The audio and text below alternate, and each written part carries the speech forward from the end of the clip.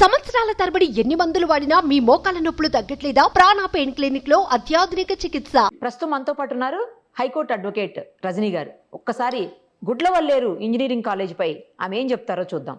నమస్తే అండి. నమస్తే నిరుకుమార్ గారు. రజనీ గారు, ఈ గుడ్లవల్లేరు కాలేజ్ విషయం చూస్తున్నాము. చాలా దారుణమైనటువంటి ఇన్సిడెంట్. కానీ అది పలు మలుపులు తీసుకుంటుందేమో అనిపిస్తోందండి చూస్తుంటేను. ఎందుకంటే హిడెన్ కెమెరాస్ పెట్టి ఇంతకు ముందు కూడా చాలా చోట్ల మనం చూస్తున్నాము అమ్మాయిల్ని రకరకాలుగా వేధించటం అనేది. మరోసారి కాలేజీలో దగ్గర 300 పైన అమ్మాయిల మీద ఇలాంటిది చేశారని చెప్తున్నారు. వాటిని 100 రూపాయల నుంచి 1000 రూపాయల వరకు అమ్ముకున్నారు బయట అని తెలుస్తూ ఉంది. దీన్ని అసలు ఏమనాలి, ఎలా మనం అర్థం చేసుకోవాలో కూడా తెలియట్లేదు. ఎందుకంటే ఎక్కడ దాకా పోతోంది ప్రపంచం అనేది. ఇప్పుడు బిఎన్ఎస్ కొత్త చట్టాల ప్రకారం ఎలాంటి శిక్షలు పడే అవకాశం ఉంటుంది? అవన్నా స్ట్రాంగ్గా ఉన్నాయా? ఇంతకుముందు నిర్భయ చట్టం కింద చేసేవాళ్ళు అది పెద్దగా శిక్షలు లేవు అని చెప్తున్నారు. బట్ ఇప్పుడు బిఎన్ఎస్ తోటి ఏమన్నా అవకాశం ఉందా అండి? మేడం, అంతకుముందు ఇండియన్ పీనల్ కోడ్ ఇప్పుడు పేరు మారింది. ఆ సెక్షన్ 376 రేప్ కేసు అవుతుందా, లేకపోతే సైబర్ క్రైమ్ అవుతుందా, లేకపోతే ఇంకా ఆడబిడ్డలను ఇబ్బంది పెట్టిన సెక్షన్సా? పేర్లు మారుతాయి కానీ సెక్షన్లు మారిపోతాయి. కానీ అంతకు మించి చట్టాల్లో వెసులుబాటు, ఊరు తీసేయండి, అరెస్ట్ చేసేయండి ఇమీడియట్ గా, ఇదంతా జరిగేది కాదండి. ఇది ఒక పాప ఐడెంటిఫికేషన్ చేసి ఒక కెమెరా ఉందని చెప్పి 1 వీక్ అయినా అదేం లేదులే, అదేం చిన్న కెమెరా అన్నట్టుగా దాన్ని తీసి వెలికి తీస్తే ఇప్పుడు 300 మంది కెమెరాలు ఉన్నాయి.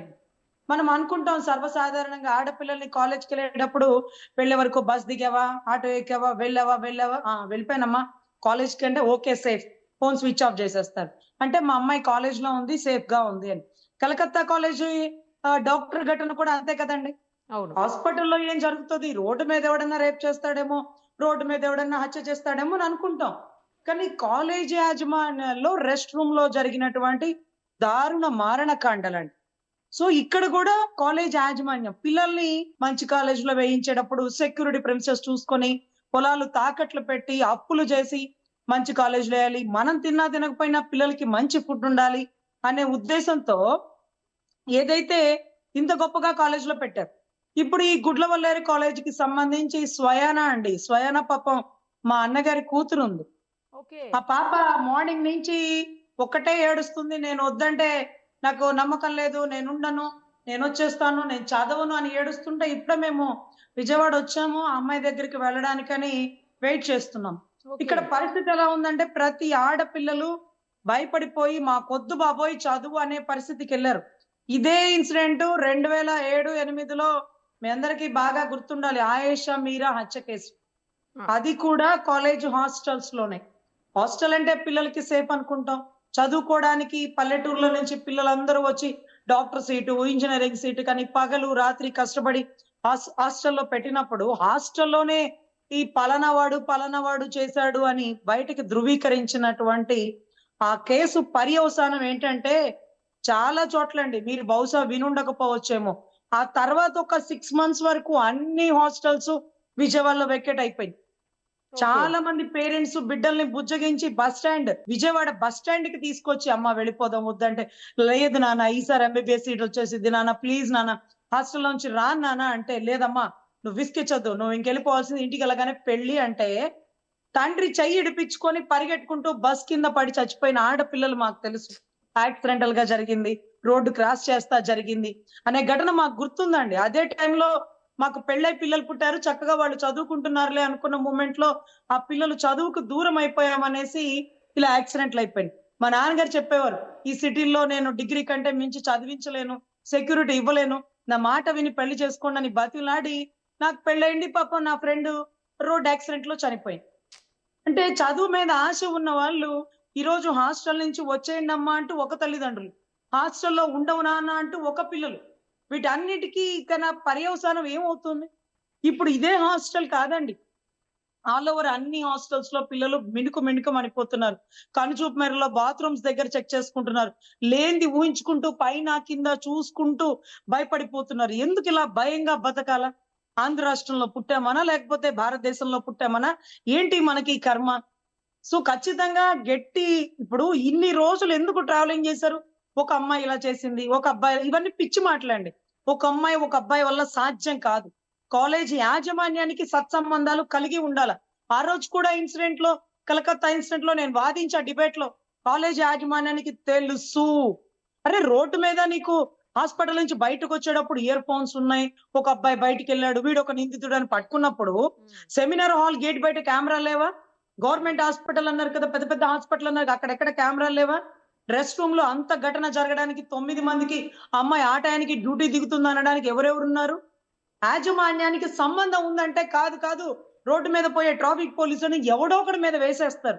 ఇప్పుడు కూడా దీంట్లో ఎవరొకళ్ళు బలే అవుతారు. నిరుపమ గారు మీరు చూడండి, యా అండి, అవును. నేనేం చేశానంటూ స్వయంగా ఒప్పుకుంటాడు ఒకడు వచ్చి ఒక 2-3 రోజుల్లో. యాజమాన్యానికి ఏం సంబంధం లేదు, అక్కడ పనిచేసి ఒక పీటీ అంటే లేకపోతే ఆడపిల్లల హాస్టల్లో వార్డెన్ లో ఒక టీచరు కుట్రకోణంగా తనే ఈ కెమెరాలు పెట్టి రెడీ హ్యాండెడ్ గా ఒప్పేసుకున్నాడు. అయిపోయిందండి, యాజమాన్యం తప్పించుకుంటది. కానీ ఒకడెవరో పేమెంట్ తీసుకొని బలైపోయేవాడు ఒకడు వస్తాడు. ఇక్కడ మరి ఎవరికి శిక్షలు పడాలి? ఎంతమంది తల్లిదండ్రుల్లో కళ్ళ ముందు కన్నీటి పర్యంతం అండి. మా ఇంట్లోనే మేము చూస్తున్నాం కదా. యా ఇప్పుడు బయలుదేరి కుటుంబం మొత్తం వచ్చి ఆ అమ్మాయికి ధైర్యం చెప్పడానికి వస్తున్నాం. నేనుండన్నానా, నేను వచ్చేస్తానా అని మా అన్నని పట్టుకొని ఏడుస్తున్న దృశ్యం మేము చూసాం. ఇది ఒకరి ఇంత అయితే కొంతమంది పేరెంట్స్ చదివింది చాలా అమ్మాయికి రండి అని కొంతమంది. సో ఇటువంటి విషయాల్లో ప్రభుత్వాలు సిన్సియర్ గా ఆర్డర్లు తీసుకోవాలి. వారు ఎంత పెద్ద యాజమాన్యమైనా, ఎంత పెద్ద కాలేజ్ యాజమాన్యమైనా, ఏ కమ్యూనిటీ వాళ్ళైనా, ఏ పార్టీ వాళ్ళైనా మాకు అనవసరం. తప్పు చేసిన వాడికి శిక్ష పడాల్సిందే. కరెక్ట్. దీంట్లో మొత్తం విషయాలన్నీ బయటకు తీసుకురావాలి. సిఐడి ఎంక్వైరీ వేయాలా? ఎందుకంటే ఈ కాలేజ్ లోనే కాదు పెట్టేవాడు, ఇంకా 4 కాలేజీల్లో 5 కాలేజీలో కూడా పెట్టుంటాడేమో. పెద్ద పెద్ద కాలేజీలో పిల్లలకి సెక్యూరిటీ ఉంటుంది, ఎస్సీ బీసీ హాస్టల్లో ఉండదని కొంతమంది అనుకుంటారు. కానీ బీసీ హాస్టల్, ఎస్సీ హాస్టల్లో జరిగేవి అక్కడ ఉన్నాయి, పెద్ద పెద్ద కాలేజీలో జరిగేవి అక్కడ ఉన్నాయి. తప్పులు అన్ని చోట్ల జరుగుతున్నాయండి. అగ్గిపుల్లకు ఒక తప్పు, పెద్ద పెద్ద మంటలకు ఒక తప్పు, అన్ని ఒకటే ప్యాటర్న్. సో ఆడపిల్లలకి రక్షణ లేదంటూ ఆయేషా మీరా కేసు నుంచి మేము పోరాడుతూనే ఉన్నాం. సుగాలి ప్రీతి ఇన్సిడెంట్ కూడా, మా అన్న లేవనెత్తిన ఇన్సిడెంట్ కూడా స్కూల్లో జరిగిన ఇన్సిడెంట్. పసిబిడ్డలకి రక్షణ లేదంటే ఇక చదివించాలా పిల్లల్ని? పుట్టగానే వరిగింజ వేసి చంపేస్తారు చూడండి, వడ్ల గింజ, అదే బెటర్ ఏమో అనిపించేటటువంటి పరిస్థితి. ఈ రోజు ఇంత కష్టపడి చదువుకొని ఒక డాక్టర్, ఒక పీజీ సీటు సంపాదించుకొని 30 ఏళ్ల పైచిలకు ఆ బిడ్డ ఎన్ని సంవత్సరాలు చదువుకే తన జీవితాన్ని కేటాయించింది. ఎంత దారుణంగా చంపేశారు, ఎంత దారుణంగా రేప్ చేశారు, ఎన్ని అవయవాలు అక్కడ చిద్వం అయిపోయినాయి అనేది చూస్తుంటే కన్నీటి పర్యంతం అయిపోయింది. బిడ్డలకి ఇక చాలు చాలు ఈ చదువులు, ఇక పెళ్లి చేసి ఒకటి చేతిలో అప్పచెప్తే చాలని. సో ఈ పరిస్థితుల్లో మార్పు ప్రజల్లో రావాలి, ప్రభుత్వాల్లో రావాలి. ఎంతటి వాడినైనా తప్పు చేస్తే ఉపేక్షించలేనటువంటి బలమైన చట్టాలు రావాలండి. కరెక్ట్ చెప్పారండి.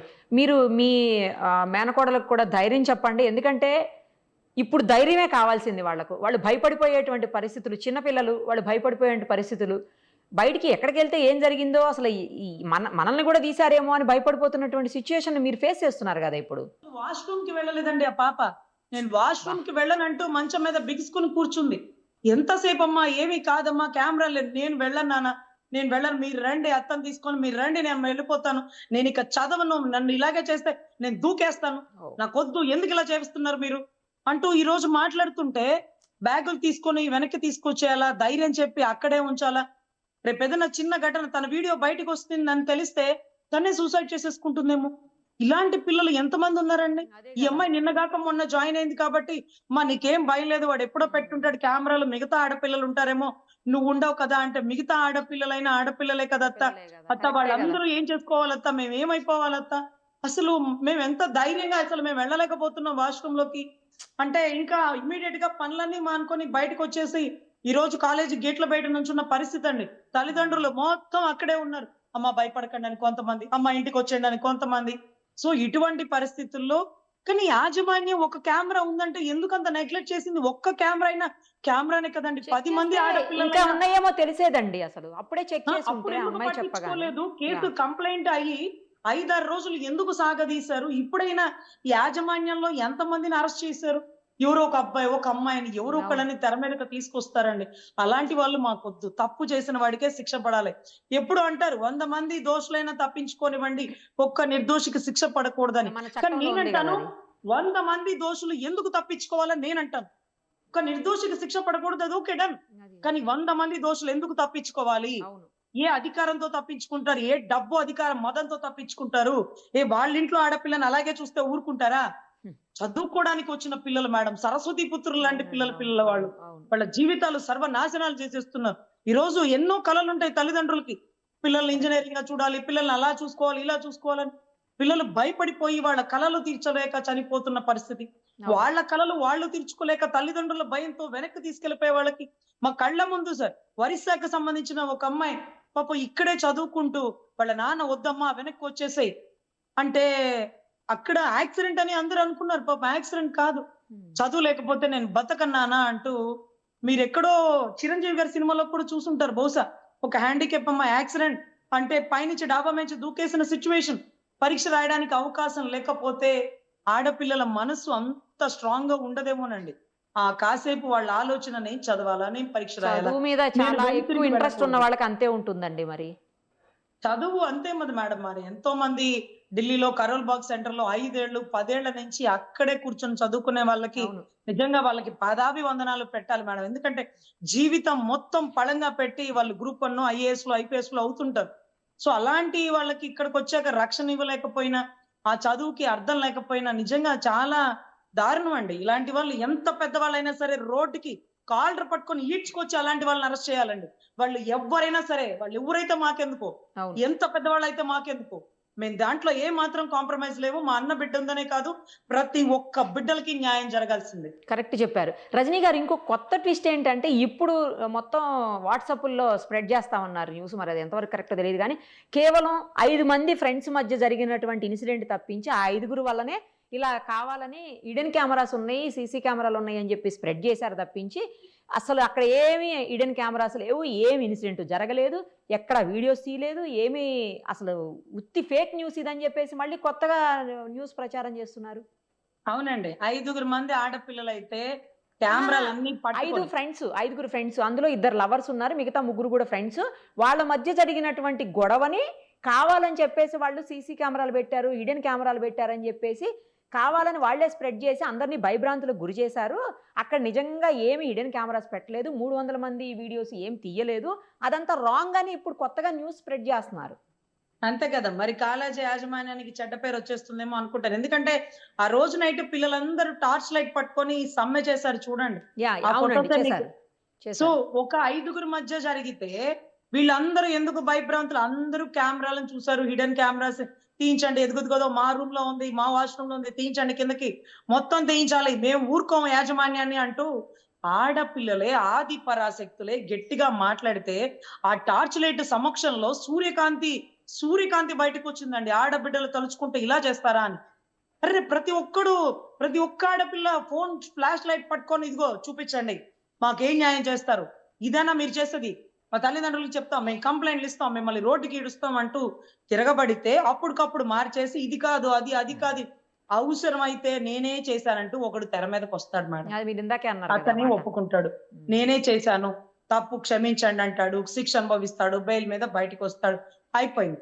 ఇవాళ ఒక 10 డేస్ మూసేస్తారేమో కాలేజీ, మళ్ళీ తర్వాత రన్ అయిపోతది. ఏది ఆగుతుంది మేడం? కరెక్ట్. ఆడబిడ్డ బతుకంతా ఒకడి కాలి కింద చెప్పులాగా మారుస్తున్నారు. అంతే, మగవాడికి ఆడవాడికి తేడా ఏంటి? మేము అన్ని రంగాల్లో ముందుంటామన్న ఆడపిల్ల వాడు చొక్కాలు ఇప్పుకొని బజార్లో ఏమో తిరుగుతుంటే మనం అలా చేయలేం కదా. వాడికి మనకి అక్కడ ఒక్క చాట తేడా వచ్చేస్తుంది కదా.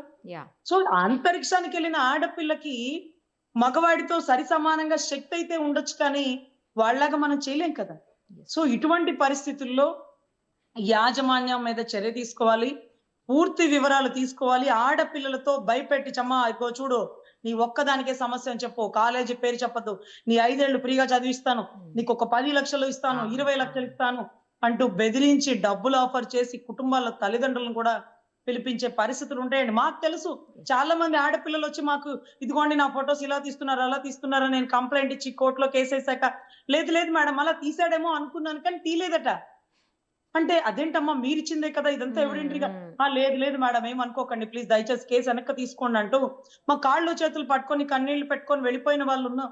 మేము వాళ్ళ వల్ల చాలా కేసులు కూడా వేయలేని పరిస్థితి ఉంటది. ఈ రోజు కూడా స్టిల్ గుంటూరుకి సంబంధించి గుంటూరు విజయవాడ నగరాల్లో ఒక బొటెక్ నడిపించి ఒక లేడీ ఒక బ్లూ ఫిలిమ్స్ తీసేస్తుంది. ఈ రోజు కూడా అదే నా దగ్గరే పెన్ డ్రైవ్ లో ప్రతి బ్లూ ఫిలిం కనీసం ఒక 10-20కి పైగా బ్లూ ఫిలిమ్స్ నా దగ్గరే ఉన్నాయి. బయటికి తీసి దేవుడా. చూపించడానికి, కంప్లైంట్ ఇవ్వడానికి ఏం ఏం చెయ్యాలో అర్థం కాని పరిస్థితి. చాలా మంది ఆడపిల్లలు తప్పిపోయారంటే పాస్‌పోర్ట్‌లు కూడా నా దగ్గరే ఉన్నాయి. అదేదో మలేషియా వెళ్ళిపోయారట. మరి ఆడపిల్లలు వాళ్ళెవరు కంప్లైంట్ ఇవ్వట్ల. ఉమ్. మరి ఇప్పుడు ఆ అమ్మాయిని అరెస్ట్ చేయాలి అంటే అసలు మాకేం అర్థం కావట్లే. ఒక భార్య, ఒక భర్త, ఇద్దరు పిల్లలు. భర్త ఒక బొటెక్ అమ్మాయితో ఇల్లీగల్ రిలేషన్ పెట్టుకొని ఆ అమ్మాయిని పెళ్లి చేసేసుకొని ఆ అమ్మాయి దగ్గర ఉండి బ్లూ ఫిల్మ్స్ నడిపిస్తున్నాడు. ఈ భార్య వచ్చి నా దగ్గర కంప్లైంట్ ఇచ్చి, ఇదిగోండి నా భర్త దగ్గర దొరికిన ఈ పెన్ డ్రైవ్ పట్టుకోండి అంటే చూస్తే ఓపెన్ చేస్తే ఇతను ఆ బొటెక్ అమ్మాయితో ఉండే బ్లూ ఫిల్మ్స్ అన్ని బయటకు వచ్చేసింది. ఇతను ఇంకా మిగతా ఆడపిల్లలతో చేసిన వీడియోస్, ఫొటోస్ అన్ని పెద్ద పెద్ద సెలబ్రిటీస్ ఉన్నారు. అన్ని బయటకు వచ్చినాయి. అన్ని స్టిల్ ఈ రోజుకి నా దగ్గర పెన్ డ్రైవ్ లో ఉంది. ఓకే. కానీ ఏం చేయాలి? ఆ అమ్మాయి పాపం వాళ్ళ అత్తగారికి చెప్పి ఇదిగో నా భర్త ఈ అమ్మాయితో ఇలా నూడ్ గా ఉన్నాడంటే ఆ బొటెక్ అమ్మాయి నా నూడ్ ఫొటోస్ బయటికి పెడతావా అంటూ విజయవాడ దిశ పోలీస్ స్టేషన్ లో కంప్లైంట్ ఇచ్చింది. ఓకే. నువ్వెందుకు దిగావు నా భర్తతో అంటే నేను అతన్ని పెళ్లి చేసేసుకున్నాను అంటుంది. మరి నా భర్త నాకు ఇద్దరు పిల్లలు ఉన్నారమ్మా తల్లి, నేను ఒక కాలేజ్ లో లెక్చరర్ ని, నా జీవితం ఎందుకు నాశనం చేస్తావంటే ఈ రోజుకి స్టిల్ ఆ అబ్బాయిని అమ్మాయిని అరెస్ట్ చేయాలి. ఓకే. బ్లూ ఫిలిమ్స్ వీడియోస్ అన్ని ఎవిడెంటరీ ఉన్నాయి. మరి అవి బయట పెట్టాలని మాకు ఉంది. కానీ ఏం జరుగుతుంది, ఏం జరగబోతుంది, ఎవరి చేతికి ఇవ్వాలి, ఎవరు మంచి ఎవరు చెడు అనేది కూడా అర్థం కాని పరిస్థితుల్లో ఆ భార్య అదే పెన్ డ్రైవ్ పట్టుకొని అక్కడే ఉన్నారండి. కానీ అతన్ని జైలుకి వెళ్ళాలి, అతన్ని ఆ అమ్మాయిని ఇద్దరిని అరెస్ట్ చేయాలి అనేటటువంటి దృఢమైన దృక్పథంతో ఉంది. ఇప్పుడే సిఐడి చీఫ్ రవిశంకర్ అయ్యర్ గారు కొత్తగా వచ్చారు కాబట్టి కొంచెం రాష్ట్రంలో నమ్మకం ఏర్పడింది. మొన్న ఈ మధ్య కూడా నేను ఆయనకి ఆ ఫొటోస్ అన్ని చూపించాను. సార్ ఇలా జరుగుతుంది, ఈ అమ్మాయి మలేషియాకి వెళ్ళిపోయింది, ఇదిగోండి ఈ అమ్మాయి ఆధార్ కార్డు, పాస్పోర్ట్, ఇదిగోండి ఇతనే వీళ్ళని ట్యాప్ లోకి దించుతున్నాడని పూర్తిగా చెప్పడం జరిగింది. కానీ రిటర్న్ గా కంప్లైంట్ ఇచ్చి ఒక అడుగు ముందుకు వెళ్ళాలి అంటే ఏం జరుగుతుంది, ఏం జరగబోతుంది? ఆ ఫొటోస్ లో ఉండే సెలబ్రిటీస్ అందరూ బయటకు వచ్చి ఈ ఆడబిడ్డని ఏం చేస్తారు? కంప్లైంట్ అయితే ఇచ్చేస్తాం, అదే. కానీ మనం ఓకే కంప్లైంట్ ఇచ్చిన వాళ్ళని చంపేస్తారు. ప్రొడక్షన్ లేదు. సో అన్నయ్య దృష్టికి తీసుకువెళ్ళాలి అన్నట్టుగా ఈ కంప్లైంట్ అంతే ఉంచామండి. బట్ రవిశంకర్ అయ్యర్ గారి దృష్టికి తీసుకుని వెళ్ళాను నేనే స్వయంగా. ఇలాంటివి చాలా చాలా ఉన్నాయండి. కంప్లైంట్ ఇవ్వడం తేలికే, కానీ దాన్ని కాపాడి వాళ్ళ ప్రెజర్ ని తట్టుకొని నిలబడడం. ఇప్పుడు ఎవరో ఆడపిల్లలు అని చెప్పారు చూడండి, వీళ్ళే కంప్లైంట్ ఇచ్చింది, రేపు వీళ్ళే మాట మార్చేస్తారు. ఈ ఆడపిల్లలే నేను చెప్పలేదండి, నేను ఇక్కడ ఒక చోట కెమెరా అని చెప్పాను, వాళ్లే కల్పించుకొని ఊహించుకొని భయపడిపోయారంటూ ఈ అమ్మాయికి డబ్బులు ఆఫర్ చేసి భయపెట్టి ప్రలోభపెట్టి నీ సర్టిఫికెట్లు క్యాన్సిల్ చేస్తారని సంతకాలు పెట్టి ఏదో రకంగా 100% అన్ని దారిలో వెతుకుతారు, ఏదో ఒక దారిలో కేసు క్లోజ్ చేస్తారు. సో ఆడబిడ్డలకి రక్షణ కావాలి, తల్లిదండ్రులకి సెక్యూరిటీ ఉండాలి, కంప్లైంట్ ఇచ్చే ధైర్యం ఆడబిడ్డలో వచ్చేలాగా పోలీసులు ప్రవర్తించాలని నా ఉద్దేశం అండి. కరెక్ట్ చెప్పారండి. Thank you so much. Suman టీవీలో మీ పర్సనల్ అండ్ బిజినెస్ ప్రమోషన్స్ కోసం కింది నెంబర్కి కాంటాక్ట్ చేయండి.